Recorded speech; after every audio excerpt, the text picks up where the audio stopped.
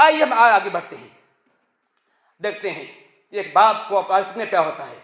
حضرت ابراہیم علیہ السلام جو خلیل اللہ ہیں، اللہ کے دوست ہیں، ان کا سنتے ہیں۔ ابراہیم خلیل اللہ کو اللہ تعالیٰ نے آزمایا تھا، بہت سی باتوں سے آزمایا تھا، بہت سی باتوں سے آزمایا تھا، اور امتحان میں حضرت ابراہیم کامیاب ہو گئے، امتحان میں پاس ہو گئے۔ جب امتحان میں حضرت ابراہیم پاس ہو گئے، جن کو آزمایا گیا تھا، اللہ نے کہا انی جاعل الناس اماما، اے ابراہیم تو امتحان میں پاس ہو گیا ہے، جہاں جہاں میں تیرا امتحان لیا تو ہر جگہ پاس ہو گیا ہے۔ اس کا ثمرہ یہ ہے، اس کا نتیجہ یہ ہے، اس کا انعام تم کو یہ دے رہے ہیں کہ ہم تمہیں لوگوں کا امام بناتے ہیں، ہم تمہیں تمام لوگوں کا امام بنا رہے ہیں۔ اس کا ثمرہ یہ ہے، میں تمہیں آزمایا تھا، تم میری خاطر آگ میں کودے تھے، تم میری خاطر نمرود کا مقابلہ کیا تھا، تم نے میری خاطر اپنی قوم کا مقابلہ کیا تھا، تم نے میری خاطر اپنا وطن کو چھوڑا تھا، ہجرت کی تھی، تم نے بہت سے مصائب جھیلے ہیں۔ اے ابراہیم یہ تم نے جو کام کیا ہے میری خاطر کیا ہے، اس کا ثمرہ، اس کا انعام کے طور پہ میں تمہیں یہ انعام دے رہا ہوں کہ میں تمہیں پوری قوم کا امام بنا رہا ہوں، پوری قوم کا امام بنا رہا ہوں، تمام لوگوں کے امام ہو۔ نظر کیجیے، اللہ کہہ رہا ہے کہ تمہیں امام بناتے ہیں، تو حضرت ابراہیم کیا کہتے ہیں، اللہ صرف مجھے ہی نہیں، وَمِنْ ذُرِّيَّتِي، اے اللہ تعالیٰ مجھے ہی نہیں بلکہ میری اولاد کو بھی امامت کا منصب عطا کر، اسے بھی امام بنا۔ یہ محبت ہے باپ کی، باپ کی محبت ہے۔ وہ نہیں چاہتا ہے کہ وہ خود خوش رہے، اس کے بیٹا تکلیف میں رہے، وہ نہیں چاہتا ہے کہ خود اس پر انعام کی بارش ہو اور اس کا بیٹا انعام سے محروم رہے۔ یہ اولاد کی محبت ہے، یہ باپ کی محبت ہے بیٹے سے۔ وہ نہیں چاہتا ہے کہ خود انعاموں کا مستحق قرار پائے اور اس کی اولاد اس انعامات سے ونچت رہ جائے، محروم رہ جائے۔ کہتے ہیں من ذریتی، اے اللہ سے مجھے ہی نہیں بلکہ میری اولاد کو بھی امامت کا منصب عطا فرما، اسے بھی امام بنا۔ تو اللہ نے کہا قال ینال عہد الظالمین، ہاں ٹھیک ہے تیری اولاد کو بھی ملے گا، یاد رکھ تیری اولاد میں جو ظالم ہوگا، جو شرک کرنے والا ہوگا، جو اللہ تعالیٰ کے حقوق کو پامال کرنے والا ہوگا، اس کو یہ انعام نہیں ملے گا، اسے امامت منصب نہیں ملے گا۔ یہ ہے محبت اولاد کی۔ آج ایک باپ اپنے بیٹے کو ڈانٹتا ہے تو بیٹے جو ہے اپنا چہرہ لال پلا کرنے لگتا ہے کہ میرے باپ نے مجھے ڈانٹا ہے، حالانکہ وہ نہیں جانتا ہے کہ باپ کون ڈانٹ رہا ہے۔ باپ کی ڈانٹ جو ہے ایک قریبی دوا ہے، ایک ترشدو دوا ہے، ایک جو ہے بدبودار دوا سمجھ کے پینا چاہیے، اب ماں باپ کی ڈانٹ کو قبول کرنا چاہیے، تبھی کامیابی ملے گی۔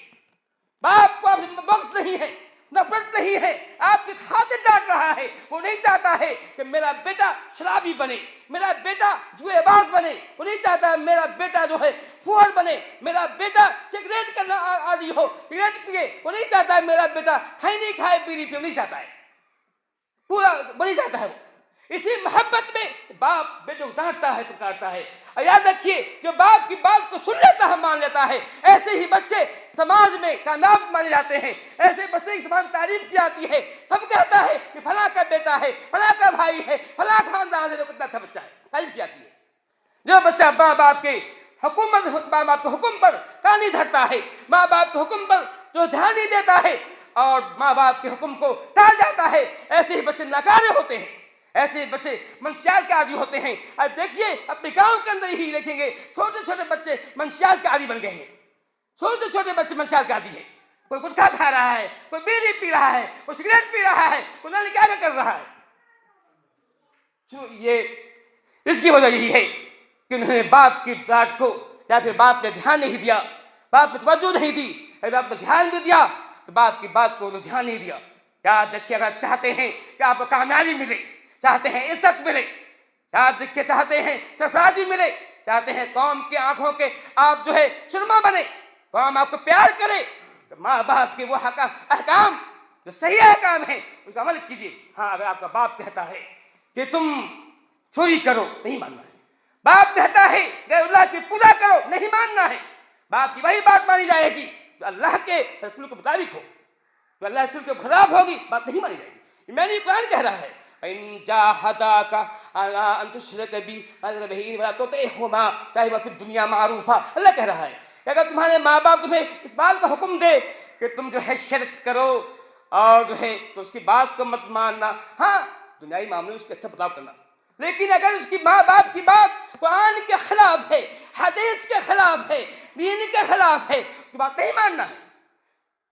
میں کہہ رہا تھا کتنا پیار تھا پھر ابراہیم کو، اللہ نے کہا کہ اے ابراہیم ہم تمہیں امام بناتے ہیں، کہا اے اللہ مجھے ہی نہیں میرے اولاد کو امام کرنے سے منصب عطا فرما۔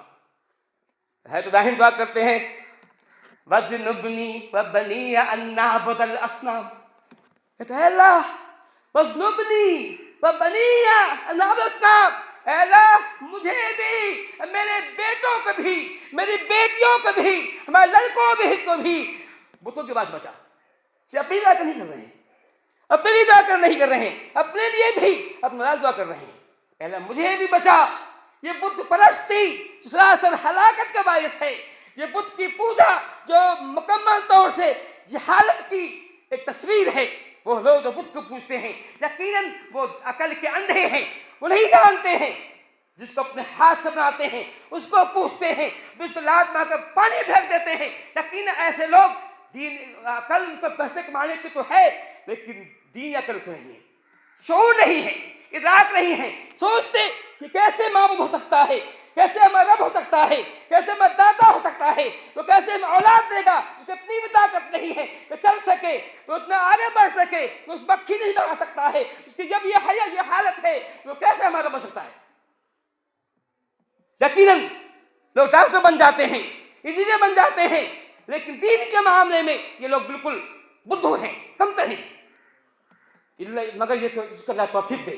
اللہ نے ہم کو اور آپ کو کہ ہم پر آپ احسان کیا ہے کہ ہمیں توحید کا فہم دیا ہے، شکر ادا کیجیے، ورنہ ہم بھی اگر اللہ ہمیں توحید نعمت سے نہیں نوازتا تو ہم بھی قبروں کو پوچھتے، ہم بھی بتوں کو پوچھتے، ہم پتھروں کو پوچھتے کہ اللہ نے ہم پر احسان کیا ہے۔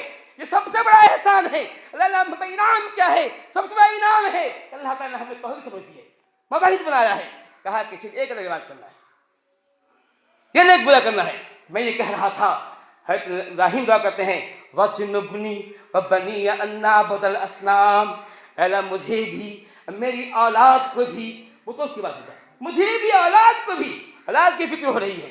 معلوم ہوا کہ ہر باپ کو چاہیے کہ اپنے اولاد کی فکر کرے، اپنے پیچھے ایسی اولاد چھوڑے جو اولاد اللہ کی بات کرنے والی ہو، جو اولاد موحد ہو، شرک کرنے والی نہ ہو، یہ اولاد ایسی ہو جس کے اندر تمیز ہو، بڑے اور چھوٹے کی جس میں تمیز ہو، اچھے برے کی، وہ جانتا ہو کیا اچھا کیا برا ہے، کیا اچھا کو اپناتا ہو، برے کو ترک کرتا ہو۔ ضروری ہے کہ ہم باپ ایسا چھوڑیں۔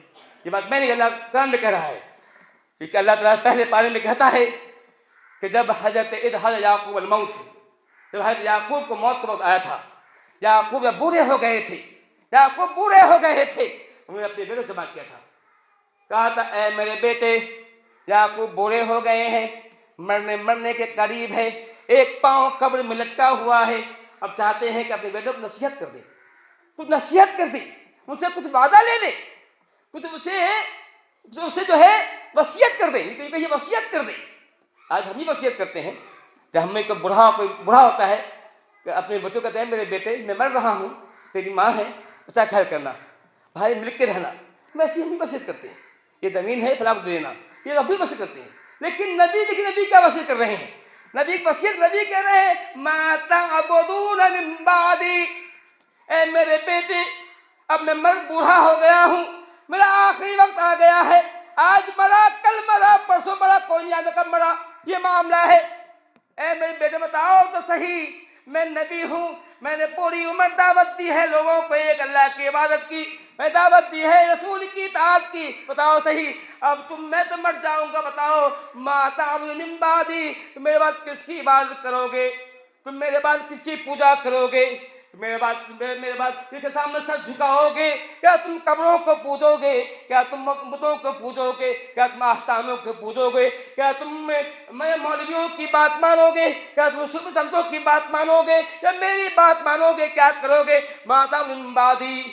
یاد رکھیے اطاعت کرنا یہ بات ہے، اللہ کی عبادت سے اور کی بات کرنا یہی عبادت ہے۔ کہا ماتا بن بادی، بتاؤ تم کس کی عبادت کروگے، کس کی پوجا کروگے؟ بیٹا بھی یعقوب کا ہے۔ یعقوب کے 12 بیٹے ہیں، 12 بیٹوں میں سے ایک بیٹا کا نام یوسف بھی ہے، بنیامین بھی ہے۔ یوسف بھی نبی ہونے والا ہے، نبی ہوا ہے۔